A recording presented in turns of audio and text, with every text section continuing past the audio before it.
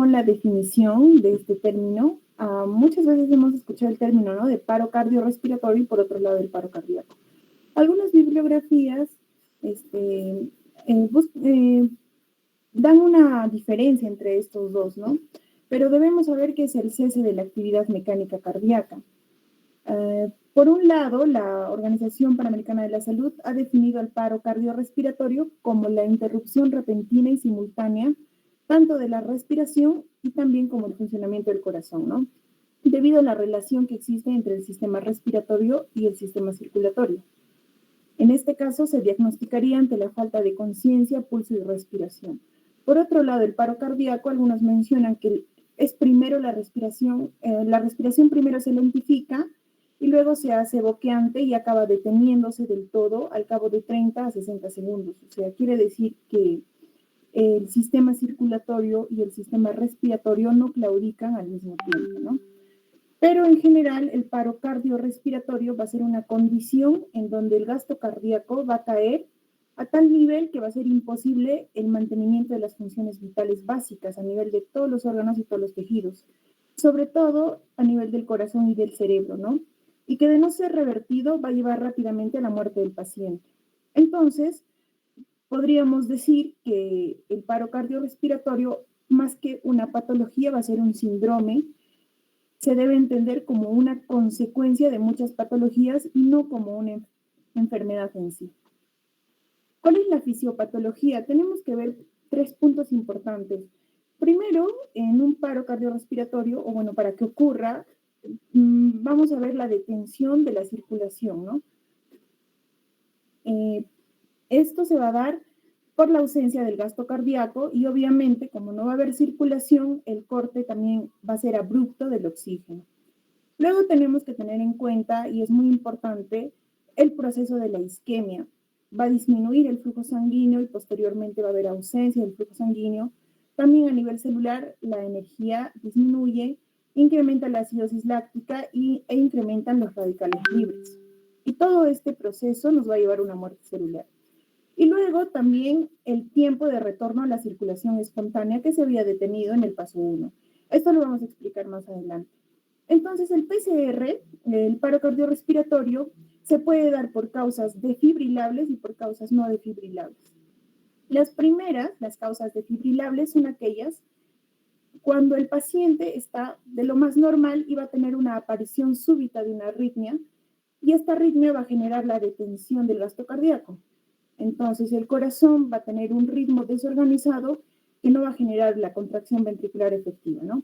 Este tipo de casos de causas defibrilables van a tener 3 fases. Una fase eléctrica que dura los 4 primeros minutos del proceso del paro, donde el paciente se va a encontrar con una normoxemia y también sus células se van a encontrar funcionando de manera óptima. O sea, la única razón por la que no va a latir el corazón es porque va a haber el desorden eléctrico, las arritmias, en la contractilidad que no va a generar un gasto cardíaco, ¿no?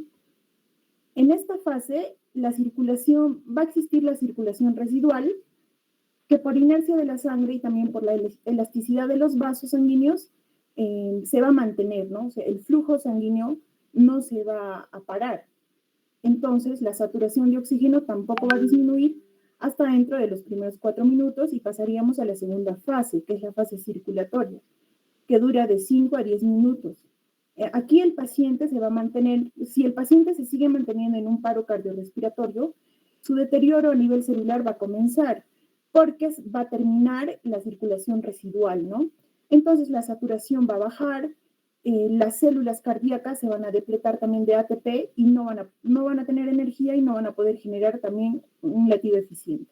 Y por último, la fase metabólica, que es pasando los 10 minutos del paro, y en esta fase ya la isquemia va a ser tanto global y focal, va a generar estragos a nivel de todos los tejidos, ¿no? Va a producir acidosis, entrada de calcio al intracelular, hipercalemia, y entonces en esta fase es donde disminuye la posibilidad de sobrevida con buenos resultados en el paciente.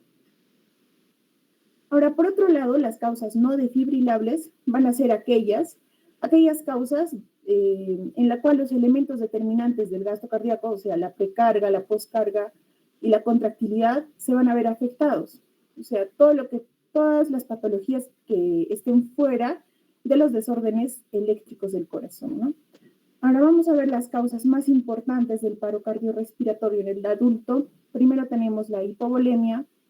La hipovolemia, la disminución del volumen intravascular nos va a conducir a un trastorno de la difusión y de entrega de oxígeno. Y esto va a generar una hipoperfusión tisular, ¿no? Luego tenemos a la hipoxia. Fisiológicamente ya sabemos los 5 mecanismos que van a condicionar a hipoxia, es la disminución de la presión inspiratoria de oxígeno, una hipoventilación, trastornos en la difusión, un desequilibrio entre la relación ventilación-perfusión o los incrementos de los shunts pulmonares. Luego tenemos los hidrogeniones, y los motivos más frecuentes en este caso de acidosis vamos a tener procesos de acidosis con anion gap elevado, ¿no? Como la cetoacidosis diabética, la acidosis urémica, acidosis láctica, o también el consumo de tóxicos, ¿no? El metanol, etanol, el acetaldehído o los salicilatos.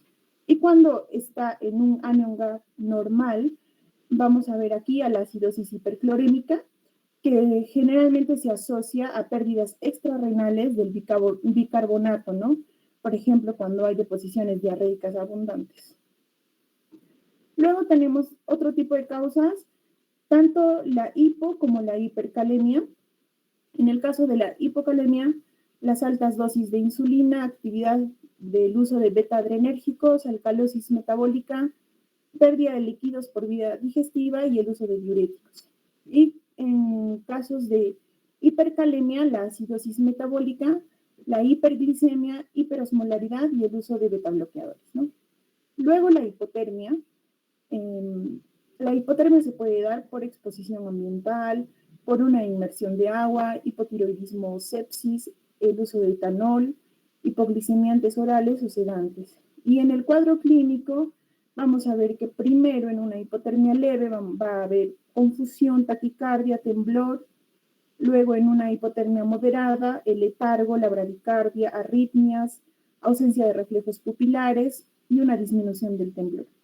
Y en una hipotermia severa puede entrar el paciente en coma, hipotensión, arritmias, edema pulmonar y rigidez.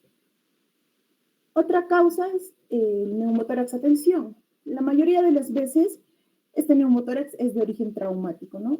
Puede ser secundario de POC, a fibrosis quística, un tumor pulmonar o neumonías necrotizantes o a la TBC. En este caso, también se puede deber a la colocación de accesos vasculares centrales, ¿no? Como un catéter venoso central, un procedimiento fallido. En este caso se debe diagnosticar rápido esto para poder intervenir, ¿no? Y de esa forma se revertiría el paro. Luego el taponamiento cardíaco. La acumulación súbita de 150 a 200 mililitros va a ocasionar un pico en la presión intrapericárdica y esto va a resultar en un taponamiento cardíaco, ¿no?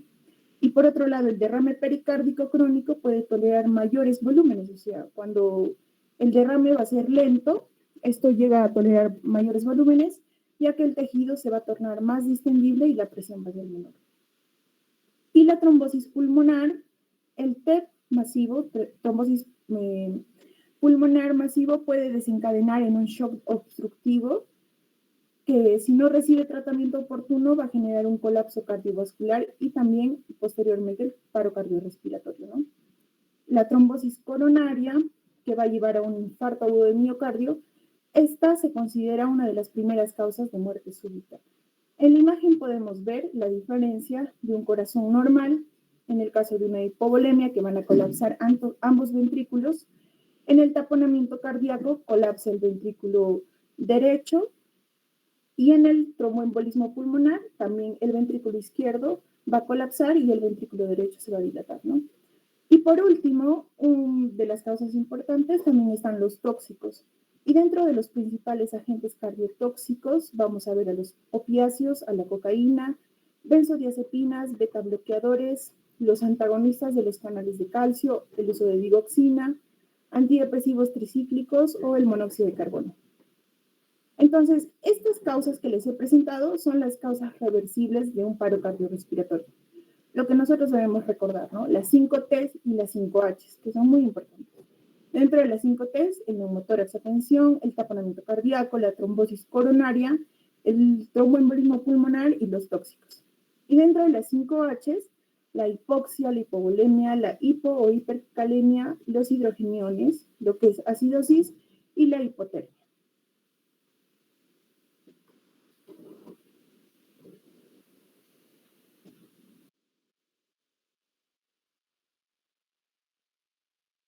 Continuando con la exposición, vamos a hablar qué hacer ante un paro cardiorrespiratorio.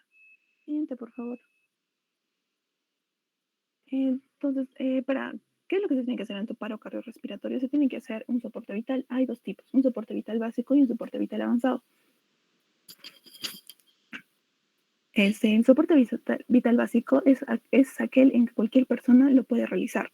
Es generalmente de cuidado prehospitalario y tiene una importancia vital para la supervivencia del paciente. En cambio, el soporte vital avanzado es aquel en cual lo realizan personal de salud entrenado. Son medidas más avanzadas con dispositivos avanzados, sobre todo de oxígeno, intravenoso también. Y la finalidad de ambos soportes vitales es salvar la vida del paciente. Siguiente. La AJA ha determinado una cadena de supervivencia con 6 eslabones. La primera se separa en dos. Hay uno para un paro cardiorrespiratorio extrahospitalario y otro para un paro cardiorrespiratorio intrahospitalario. Para el paro cardiorrespiratorio extrahospitalario se tiene que hacer una activación de la respuesta a emergencias. Cuando se ve a un paciente a una persona que está inconsciente, no responde a estímulos, no hay pulso carotidio o no hay pulso en general y no respira, se tiene que hacer inmediatamente una activación de respuesta a emergencia. Se tiene que llamar al 105 para traer un sistema se tiene que llamar al sistema de emergencias inmediatamente. Inmediatamente después de haber llamado al sistema de emergencias se tiene que iniciar una RCP de alta calidad, que es una RCP precoz. Se tiene que realizar este RCP hasta que el sistema de emergencias llegue con el desfibrilador. Después si el ritmo es desfibrilable, se desfibrila el paciente, se le lleva a soporte vital avanzado, va al hospital, se le interna en UCI y para una posterior recuperación. Siguiente. En cambio, en una cadena de supervivencia para un paro cardiorrespiratorio intrahospitalario, el primer eslabón es el reconocimiento y una prevención temprana. Como los pacientes ya están hospitalizados, se puede ver en algunos casos un signo de deterioro crítico horas antes de que se produzca un paro cardiorrespiratorio. Dentro de estos tenemos la taquipnia, el trabajo respiratorio, la hipoxemia, una bradicardia extrema, hipotensión, una disminución del nivel de conciencia o acidosis. Cuando ya el paciente entra en paro, se tiene que hacer de igual forma una activación de respuesta a emergencia, se tiene que llamar al equipo de paro.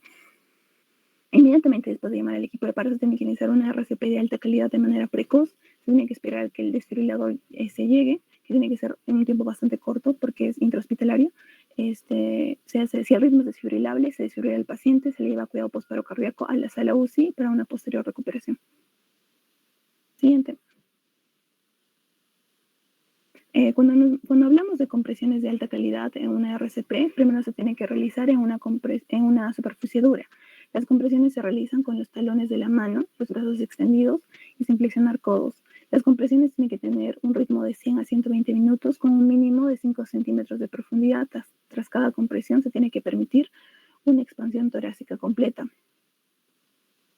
Importante mencionar que el relevo de los reanimadores es cada 2 minutos, o si el reanimador está cansado, se tiene que hacer el relevo antes. También algo importante es disminuir las interrupciones entre cada compresión y compresión, y el lugar que se realicen las compresiones se dice que son 2 traveses de dedo por encima de la apófisis sifoides en la línea media external.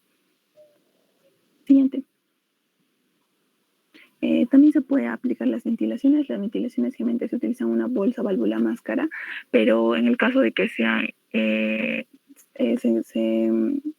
tenga dispositivos avanzados de oxígeno, se puede utilizar, se le intuba al paciente. En el caso de una bolsa, válvula, máscara, la relación compresión-ventilación es de 30 compresiones por cada 2 ventilaciones. Siguiente. En el caso de la desfibrilación hay que tener en cuenta que hay 2 tipos de desfibrilador. Un desfibrilador eléctrico automático, que es el DEA, que ese es el que se encuentra comúnmente en lugares donde hay alta confluencia de gente, en estadios, en conciertos, y generalmente son ambientes extrahospitalarios. La colocación de los parches es en la zona infraclavicular derecha y en B6, que viene a ser la unión de del quinto espacio intercostal izquierdo y la línea media axilar, y el desfibrilador eléctrico que realmente es de uso intrahospitalario, y hay dos tipos, un monofásico y un bifásico, y esto se va a colocar en la región paresternal derecha y en el B6 también, que es en el quinto espacio intercostal izquierdo y la línea media axilar. Siguiente. Para eso, cuando se coloca el desfibrilador en un paciente con paro cardiorrespiratorio, hay 4 pulsos que se pueden observar. Los 2 que son no desfibrilables y otros 2 que son desfibrilables. Los no desfibrilables encontramos la asistolia y la actividad eléctrica sin pulso. Es un pulso tan anómalo que no va a traducir en un real trabajo del corazón, no va a haber contracción. En el cambio en los desfibrilables, que también son 2, hay la fibrilación ventricular y la taquicardia ventricular sin pulso. Siguiente. Este es el algoritmo que se utiliza para un paciente que se encuentra en paro cardiorrespiratorio. Cuando ya se ha identificado, se ha llamado a emergencias ante un paro cardiorrespiratorio, se inicia el RCP de alta calidad. Se administra el RCP hasta que llega el desfibrilador. Cuando se llega al desfibrilador, se ve si el ritmo es desfibrilable o no. Si es desfibrilable, podemos suponer que es una fibrilación ventricular o una taquicardia ventricular sin pulso. Entonces, en este momento solo se realiza una sola descarga. Inmediatamente a esta descarga se realiza 2 minutos de RCP. Después de esos 2 minutos de RCP se hace la comprobación del pulso. Si es que no se encuentra pulso, si el ritmo es desfibrilable, se continúa con una segunda descarga. Y posterior a esa descarga se hace 2 minutos de RCP. En esta segunda descarga ya se puede aplicar epinefrina de 1 miligramo en un ciclo de 3 a 5 minutos. Posterior a esta inyección de adrenalina y los 2 minutos de RCP, se comprueba el pulso. Esa comprobación del pulso tiene que durar menos de 10 segundos. Si no se encuentra pulso o el ritmo sigue siendo desfibrilable, se puede realizar otra descarga. Y en este caso, posterior a la descarga, se realiza los 2 minutos de RCP, y en este caso se puede administrar ya sea amiodarona. En su primera dosis se puede administrar 300 miligramos, y si no hay amiodarona, lidocaína, que es de 1 a 1.5. Y así seguir el ciclo hasta que se presente un retorno de la circulación de manera espontánea. Pero si es el caso de un paciente que también se le inicia el RCP, se le coloca el desfibrilador y el paciente no tiene un ritmo desfibrilable, podemos suponer que el paciente esté en una asistolia o una actividad eléctrica sin pulso. En este caso, la guía recomienda administrar la adrenalina lo antes posible, seguido inmediatamente de 2 minutos de RCP. La adrenalina en este caso también se administra en ciclos de 3 a 5 minutos. Posterior al ciclo de 2 a 5, al ciclo de 2 minutos de RCP, se comprueba el pulso. Si el ritmo es desfibrilable, aplicar lo que les mencionaba otra vez, lo que les he mencionado, que es utilizar el desfibrilador, pero si el ritmo sigue siendo no desfibrilable, seguir con los 2 minutos de RCP y con los ciclos de adrenalina cada 3 a 5 minutos hasta que llegue un retorno de la circulación de manera espontánea. Siguiente. Bueno, hablando de lo que es la atención posparo cardíaco en adultos, tenemos que tener en cuenta que esta se va a realizar en la unidad de cuidados intensivos una vez recuperada la circulación espontánea. Este va a requerir optimización hemodinámica, tratamiento de los factores precipitantes y manejo de la temperatura, entre otras medidas. Lo que es la implementación rutinaria de protocolos post-PCR van a ayudar a mantener los cuidados óptimos consecuentes para atenuar los efectos perjudiciales. Vamos a tener una fase inicial de estabilización donde vamos a ver 3 parámetros. Lo que es el manejo de la vía aérea, donde vamos a usar lo que es la capnometría o capnografía para confirmar y monitorizar la colocada adecuación del tubo endotraqueal. El manejo de los parámetros ventilatorios también es importante. Aquí ajustar lo que es el FiO2 para la saturación arterial de oxígeno sea adecuada, ¿no? Entre un 92 y 98%. Luego comenzar con 10 ventilaciones por minuto. También es importante ajustar lo que es la presión parcial de dióxido de carbono de 35 a 45 milímetros de mercurio. Dentro de lo que son el manejo de los parámetros hemodinámicos, administrar los cristaloides o vasopresores o inotrópicos para que la presión arterial sistólica sea mayor a 90 milímetros de mercurio o la PAN, presión arterial media, sea mayor a 65, ¿no? Es también importante. Siguiente. En lo que es el control continuo y práctica de emergencia adicionales, vamos a ver que en la intervención cardíaca de emergencia se tiene que hacer una evaluación temprana de un electrocardiograma, ¿no? Así como también considerar la hemodinamia. El manejo específico de la temperatura, que lo vamos a llamar MET, no está siguiendo, si el paciente no está siguiendo órdenes, se va a iniciar lo que es este manejo específico lo más antes posible.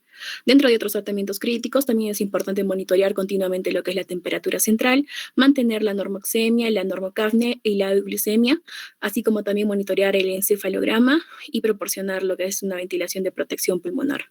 Siguiente. Bueno, aquí vamos a ver el algoritmo de atención postparo que menciona en el AJA, ¿no? Vamos a ver la fase inicial de estabilización, donde una vez que se haya recuperado la circulación espontánea, vamos a primero manejar lo que es la vía aérea, ¿no? Con lo que es la colocación temprana del tubo endotraqueal, vamos a controlar los parámetros ventilatorios, vamos a comenzar con 10 ventilaciones por minuto, vamos a procurar que la saturación de oxígeno sea del 92 al 98% y que la presión parcial de dióxido de carbono sea de 35 a 45, ¿no? Asimismo, posteriormente vamos a controlar los parámetros hemodinámicos, ¿no? Ya lo mencioné, la presión arterial sistólica mayor a 90 y la PAM mayor a 65. Entonces, después de esto vamos a realizar lo que es un EKG en las 12 derivaciones. Una vez que saquemos el EKG, vamos a considerar una intervención cardíaca de emergencia solo si el paciente va a presentar un infarto de miocardio con elevación del segmento ST, en caso de que el paciente sufra lo que es un shock cardiogénico inestable y en el caso de que se requiera asistencia circulatoria mecánica, ¿no? Ahora, si el paciente va a seguir instrucciones, si el paciente no sigue instrucciones, va a estar en un estado comatoso. Entonces es ahí donde vamos a manejar, vamos a tratar de hacer un manejo específico de la temperatura, ¿no? Vamos a vamos a pedir lo que es una tomografía computarizada cerebral, vamos a monitorear lo que es el electroencefalograma y otros tratamientos críticos. En el caso de que el paciente sí esté despierto, se da otros tratamientos críticos, ¿no? Entonces, después de esto vamos a evaluar y tratar rápidamente las etiologías reversibles. Esto va a incluir asesoría de expertos para el tratamiento continuo. Siguiente. Bueno, en lo que es la fase de recuperación, la guía recomienda que los sobrevivientes de un paro cardíaco tengan lo que es una evaluación y un tratamiento de rehabilitación multinodales para trastornos físicos, neurológicos, cardiopulmonares y cognitivos antes del alta hospitalaria. Asimismo, recomiendan que los sobrevivientes de un paro cardíaco y sus cuidadores reciban lo que es la planificación del alta integral y multidisciplinaria, que incluya recomendaciones de tratamiento médico y de rehabilitación y de expectativas de regreso a la actividad trabajo, ¿no? Asimismo, se recomienda también realizar una evaluación estructurada de la ansiedad, la depresión, el estrés postraumático y la fatiga de los sobrevivientes de paro cardíaco y sus cuidadores.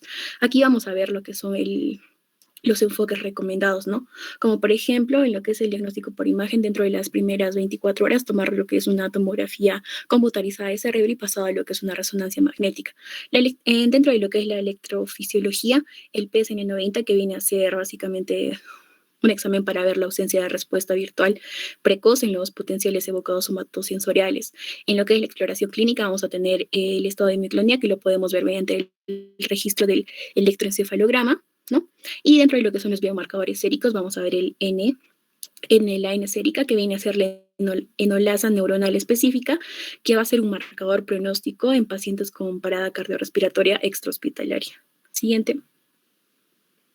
Bueno, para lo que es el paro cardiorrespiratorio en embarazadas, vamos a decir que este va a ser un suceso agudo que implicará el sistema respiratorio, cardiovascular y o al cerebro, que se va a traducir en una disminución o en la ausencia de conciencia que tiene lugar en cualquier momento de la gestación y que va a incluir hasta 6 semanas posteriores del parto. Vamos a ver algunas causas, tales como la embolia de líquido amniótico, hemorragias, preeclampsia, el síndrome de HELP, alguna cardiomiopatía periparto y algunas causas que nos menciona la guía, ¿no? Como tales las complicaciones con la anestesia, sangrado, complicaciones cardiovasculares por drogas, embolia, fiebre, las causas generales no obstétricas del paro cardíaco, las H y las T, que ya las mencionaron, y lo que es la hipertensión. Siguiente. Bueno, básicamente aquí es muy importante la planificación del equipo, que debe realizarse en colaboración con los servicios de obstetricia, neonatales, de emergencia, anestesiología, cuidados intensivos y paro cardíaco. tenemos que las prioridades van a ser incluir el suministro de un RCP de alta calidad y el alivio de la compresión aorto-cava con desplazamiento uterino lateral. El objetivo de lo que es la cesárea perimortem básicamente es mejorar los resultados maternales fetales, ¿no? Lo ideal es que se realice una cesárea perimortem en 5 minutos según los recursos de los profesionales y sus habilidades. Siguiente. Bueno, para lo que es el manejo de la vía aérea, tenemos que tener en cuenta que esta va a ser una vía aérea dificultosa, por lo que se tiene que hacer una intubación traqueal o usar un dispositivo supraglótico para el manejo avanzado de la vía aérea. Se utiliza lo que es la capnografía o capnometría para confirmar y monitorizar la adecuada colocación de este tubo endotraqueal. Entonces, una vez colocado lo que es el dispositivo de manejo avanzado de la vía aérea, vamos a realizar una ventilación cada 6 segundos con compresiones torácicas continuas. Siguiente. Bueno, aquí ya viendo lo que es el algoritmo en sí, luego de continuar con el soporte vital básico y avanzado, se va a dar lo que es un RCP de calidad. La desfibrilación solo si está indicada. Vamos a ver otras intervenciones de soporte vital avanzado, ¿no? Como por ejemplo la adrenalina. Ahora, luego vamos a activar lo que es el equipo de paro cardíaco en mujeres embarazadas. Aquí vamos a considerar la posible etiología del paro cardíaco, ¿no? Vamos a realizar tanto intervenciones en la madre como intervenciones obstétricas. Dentro de lo que son las intervenciones en la madre, vamos a realizar lo que es el manejo de la vía aérea, administrar lo que es 100% de oxígeno. Aquí tenemos que evitar lo que es el exceso de ventilación, colocar una vía intravenosa por arriba del diafragma. Si se está administrando magnesio intravenoso, es mejor suspenderlo y administrar el cloruro de calcio o gluconato. Y dentro de lo que son las intervenciones obstétricas, aquí tenemos que llevar a cabo lo que es un desplazamiento uterino lateral continuo. Tenemos que desconectar los monitores fetales y podemos pensar en la posibilidad de hacer una cesárea perimortem, ¿no? Ahora, en lo que es la madre, aquí vamos a continuar con lo que es el soporte vital básico y avanzado, ¿no? Hacer lo que es un RCP de calidad, desfibrilar solo si está indicado y otras intervenciones. Y en lo que es las intervenciones obstétricas, vamos a realizar la cesárea perimortem solo cuando si no vemos que no hay un retorno de la circulación espontánea en los 5 minutos, entonces es aquí cuando podemos considerar la cesárea perimortem inmediatamente. Y ya para esto tenemos que tener el equipo neonatal para recibir al recién nacido. Siguiente. Bueno, para lo que es el manejo en consumo de opiáceos, vamos a ver en 2 algoritmos, ¿no? Uno que va a ser para reanimadores legos y otro que va a ser para los profesionales de salud. Para lo que son los reanimadores legos, vamos a ver que primero ante lo que es una sospecha de intoxicación por consumo de opiáceos, vamos a comprobar si la víctima responde. En caso de que tenemos que pedir ayuda en voz alta a las personas que se encuentren cerca y posteriormente activar lo que es el sistema de respuesta de emergencias, ¿no? Obtener lo que es naloxona, que viene a ser el antídoto, y un DEA si estos van a estar disponibles. Ahora, vamos a ver si la persona ventila con normalidad. En el caso de que sí, vamos a evitar el deterioro al hablarle. Con reposiciones tenemos que considerar el uso de naloxona y continuar conservando hasta que llegue lo que es el servicio de emergencias. Ahora, en el caso de que la persona no ventile con normalidad, tenemos que iniciar el RCP, ¿no? Aquí administrar lo que es naloxona y utilizar lo que es un DEA. Y asimismo administrar lo que es un RCP hasta que llegue lo que es el servicio de emergencias. Ahora, para lo que es el algoritmo en emergencia para los profesionales de salud, vamos a tener que básicamente lo mismo, y solo que cuando la persona ventila con normalidad, si ventila con normalidad, vamos a evitar el deterioro también, ¿no? Hablándole, abrir y reposicionar lo que es la vía aérea, considerar lo que es el uso de naloxona y trasladar a la víctima al hospital. Posteriormente tenemos que hacer una evaluación continua de la capacidad de respuesta y la ventilación. Ahora, en el caso de que la persona no ventile con normalidad, vamos a ver si esta persona tiene pulso y lo vamos a evaluar durante los menor o igual a 10 segundos, ¿no? En el caso de que sí, la persona presente de pulso, entonces vamos a mantener la ventilación, abriendo y reposicionando la vía aérea, proporcionando a la víctima ventilación de rescate o un dispositivo como bolsa mascarilla, asimismo administrar naloxona. Y en el caso de que no presente pulso, se inicia lo que es la RCP, ¿no? Utilizando lo que es un DEA y considerando el uso de naloxona. Asimismo, y aquí es donde tendríamos que consultar el algoritmo de soporte vital básico paro cardíaco que anteriormente mencionamos. Siguiente. Bueno, en el caso de que un paciente con presunta sobredosis de opiáceos que tiene pulso palpable pero sin ventilación normal o solo jadeos, además de proporcionar soporte vital básico estándar, es razonable que el personal de emergencias administre naloxona intramuscular o intranasal. Ante la ausencia de un beneficio comprobado por el uso de naloxona, las medidas de reanimación estándar deben tener prioridad sobre la administración de naloxona con un enfoque de un RCP de alta calidad, ¿no? Siguiente. Eso sería todo. Gracias.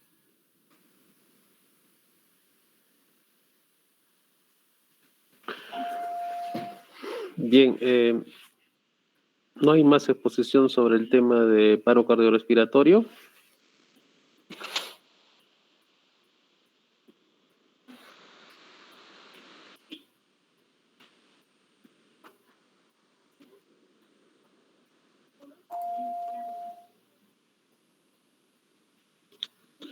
Hola.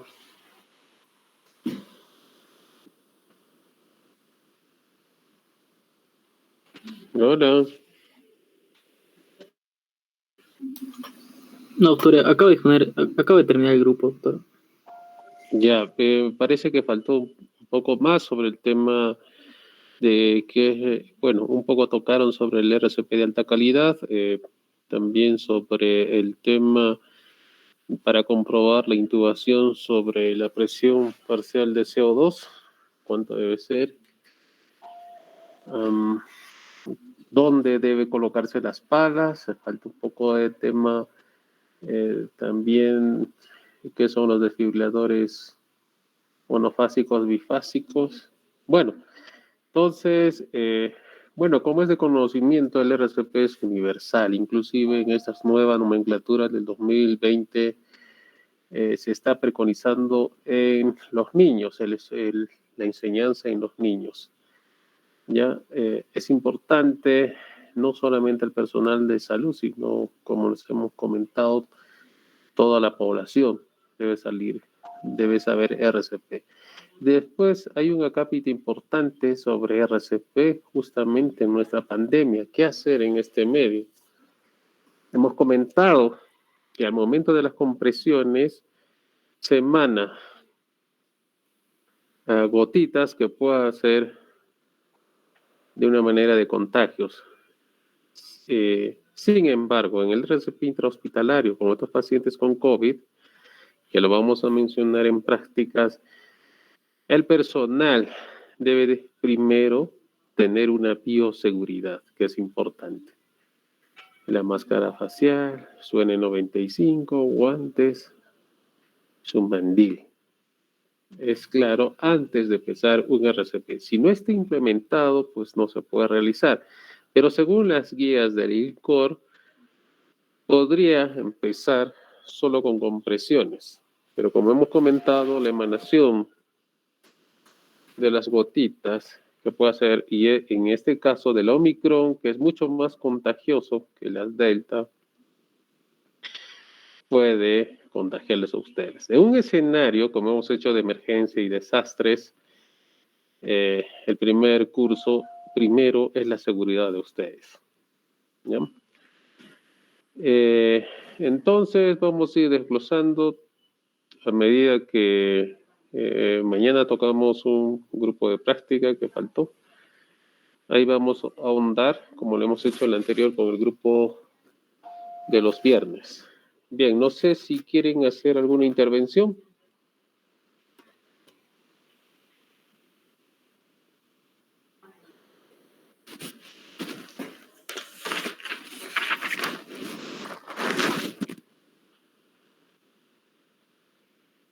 Es importante, en las guías americanas hacen el conteo. ¿Qué quiere decir?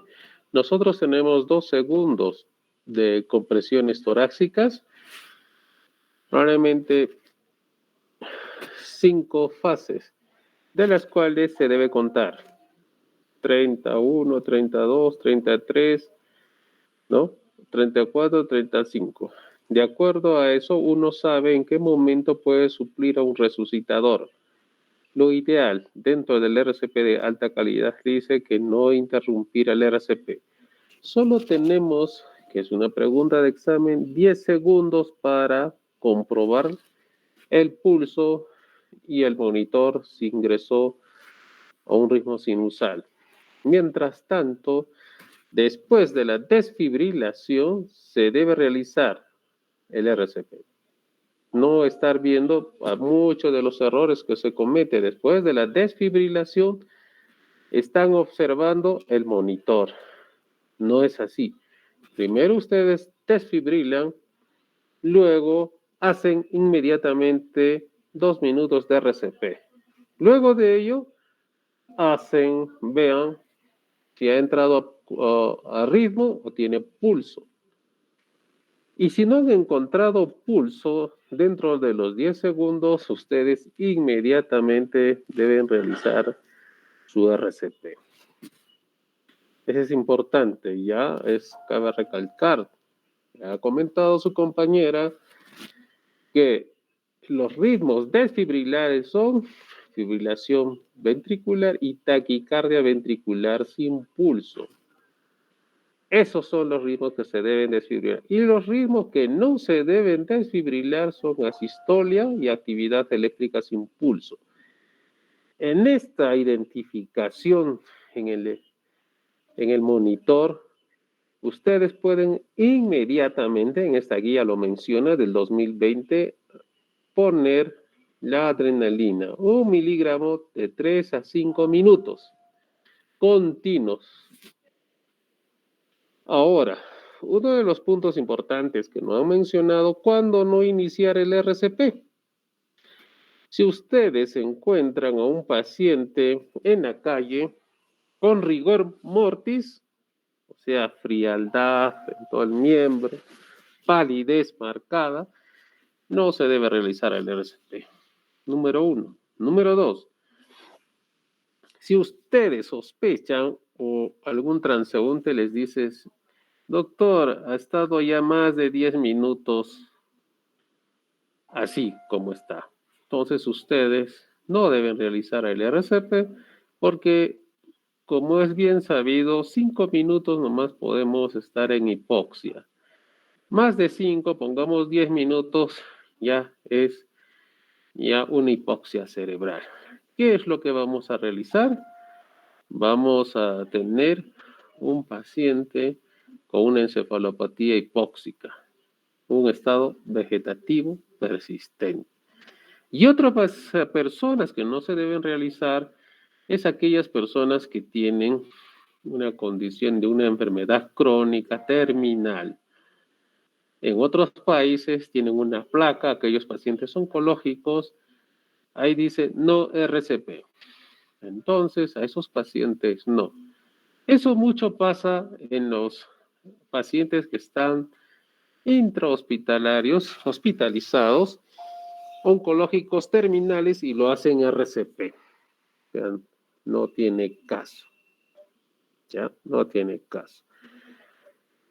Bien, ahora el consumo de los opiáceos, este punto importante se desencadenó más por las muertes de los artistas. Ustedes se acuerdan de Michael Jackson por la intoxicación de opiáceos y por que no fue acudido precozmente ni con el conocimiento con el antídoto, lo cual es la naloxona.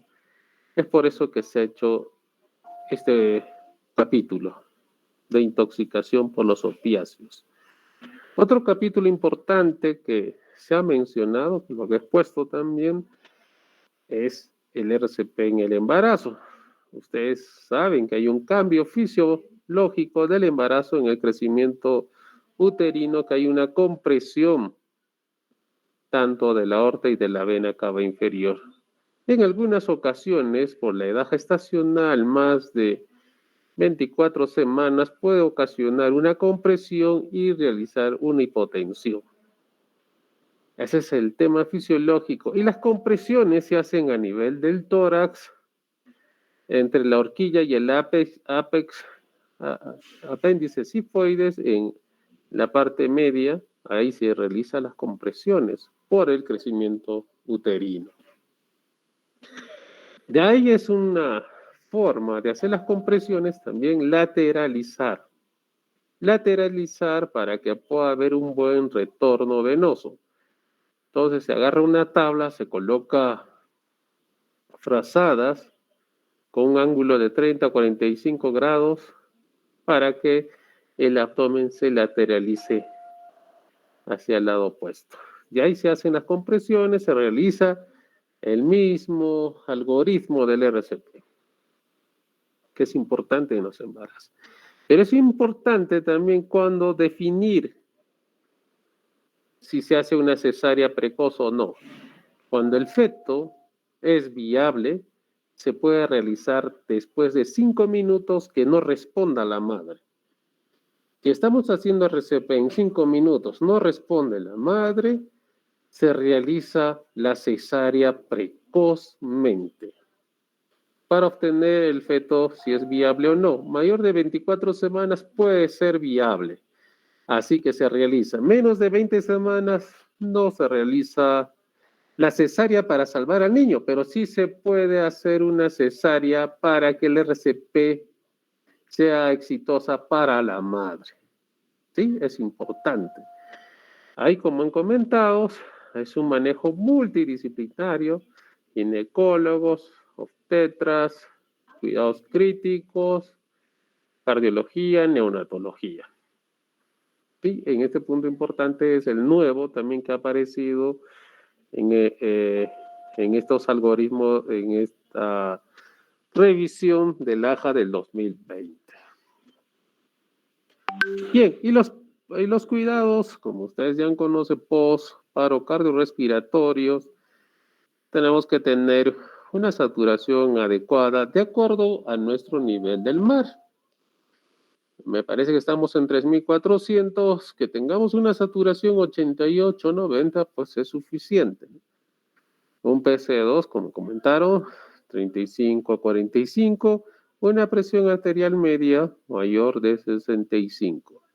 Siempre una UCI se monitorea el EKG continuamente y si hay un signo de un infarto de miocardio, pues se realiza la trombólisis. Pues hay unos puntos importantes que debemos tener mucho en cuenta. Dicho esto, vamos a enfatizar, ya hemos hecho una clase práctica sobre este tema. Sería ideal hacer, cuando vuelvan las clases, que sean presenciales o semipresenciales, esta parte que es muy importante. Cualquier especialidad que ustedes tengan, siempre van a tener un paro cardiorrespiratorio y pueden acudir a sus mismos familiares. No sé si hasta acá puedan tener alguna pregunta, alguna inquietud.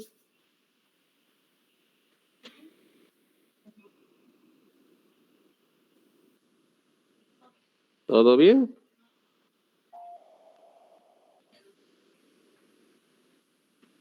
Bien, vamos en las clases teóricas, como ya hemos comentado, tenemos que tener unas guías. Les mencioné la otra vez que hay unas guías del AJA que lo presentaron del 2020, también hay unas guías europeas del 2021. Y también en el RCP hay unas guías en pacientes COVID. En las prácticas es importante que solamente hagan un resumido del tema que se va a tratar y luego se debe presentar el caso clínico. ¿Ya? Dicho esto, si no hay alguna pregunta, nos vemos en las clases prácticas. Doctor, disculpe una pregunta. También podemos tomar la bibliografía de la ESC, de la Sociedad Española de Cardiología. Claro. A ver, como hemos comentado, las revisiones que no sean más de 4 años y es importante tener algunas revistas principales, como hemos comentado, por ejemplo, en este caso es del AJA, de la American Heart Association, que es unas revistas muy importantes en la parte de cardiología. Circulation es otro. Por ejemplo, y hay muchas CHES, por ejemplo, en revistas que ustedes ya han visto, ya probablemente lo han visto, que es también para partes de neumología. Y Clinical Medical Infectious Disease para infectología. New England, como ya conocen, ahí está de todo, sobre todo de medicina interna, es casi completo. Y JAMA, también tenemos unas revistas importantes, British Journal Medicine, que estas revistas son unas referencias, ¿no?, en la investigación. La búsqueda le puede ser en PubMed y hay un montón de buscadores médicos, ¿no? Muy bien, ¿alguna consulta? Doctor, sí, buenas tardes. No sé, el sábado pasado 2 chicos tuvieron inconvenientes para entrar a la clase práctica. Me preguntaron si podrían ingresar a la clase práctica del grupo de mañana. Ya, que ingresen, pero eso es una cosa extraordinaria. Está bien, doctor. Gracias. Perfecto. ¿Alguna inquietud?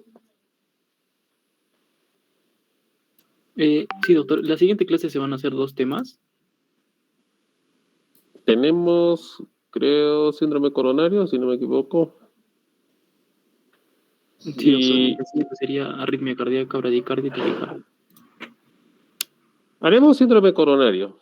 Y la Solo siguiente síndrome clase, coronario. sí, y la siguiente podemos juntar 2. Y la siguiente juntamos 2, o sea, se haría el 8 de marzo arritmia cardíaca y mala voz de montaña. Ya, podría ser. Vamos a ver cómo se va yendo este programa, pero la idea es esa, recuperar. Ya. Está bien, doctor. Gracias. Bien, ¿alguna pregunta sobre RCP?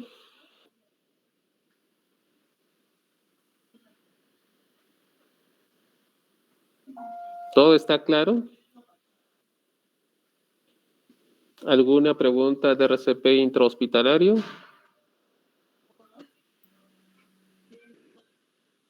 ¿Post-RCP? No, sin miedo, mamá.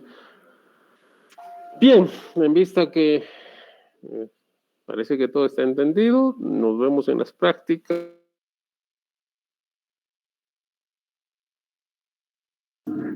Gracias, doctor. Buenas tardes. Gracias, doctor. Buenas tardes. Gracias, doctor. Gracias, doctor.